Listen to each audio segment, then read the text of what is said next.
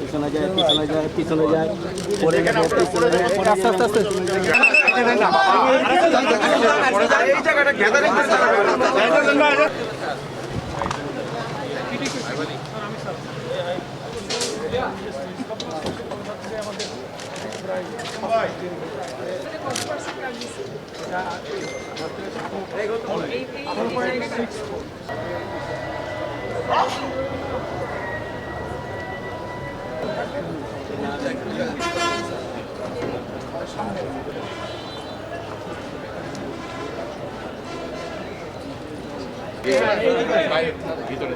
ভিতরে ভিতরে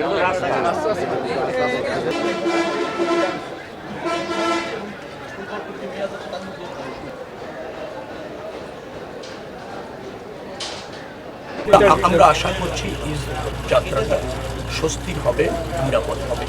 যে সমস্ত জায়গায় ব্যত্যয় ঘটার সম্ভাবনা আছে, ধরেন একটা যানজট তৈরি হয়ে যায়, দীর্ঘক্ষণ শৃঙ্খলা থাকে না সড়কে যান চলাচলের জন্য, তার জন্য যে সমস্ত ব্যবস্থা নেওয়া হবে উচিত সেগুলি ইতিমধ্যে আমরা নিয়েছি এবং ওর সাথে যারা জড়িত তাদেরকে প্রয়োজনীয় নির্দেশনা দেওয়া হয়েছে।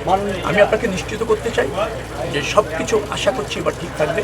গতবার মোটামুটি একটা সুস্থ যাত্রা হয়েছে, এবার তার চেয়ে আরও বেশি মনোযোগী এবং আরও বেশি আপনার তৎপর থাকবে সব সংস্থা, বিশেষ করে ট্রাফিক বিভাগ, তারপর রয়েছে আমাদের নৌতে কোস্ট গার্ড আছে, নৌ পুলিশ আছে, আনসাররা আছে, তারা কাজ করবে এবং আমাদের যে টিম আছে তারাও সার্বক্ষণিক থেকে নিশ্চয়ই কোনো ভাড়া বাড়বে না। আর যারা এইভাবে ভাড়া বাড়ানোর চেষ্টা করবে তাদের বিরুদ্ধে কঠোর ব্যবস্থা নেওয়া হবে। আমি চাঁদাবাজির সুনির্দিষ্ট তথ্য আমরা জানতে পারলে ভালো, আমরা সবসময় এটা মনিটরিং করি, যেখানে যতটুকু ব্যত্যয় পাওয়া যায় সেটা নিবৃত্ত করার চেষ্টা আমাদের থাকে এবং আমরা স্বরাষ্ট্র মন্ত্রণালয়কে সেটা পাবো খুঁজতে করা।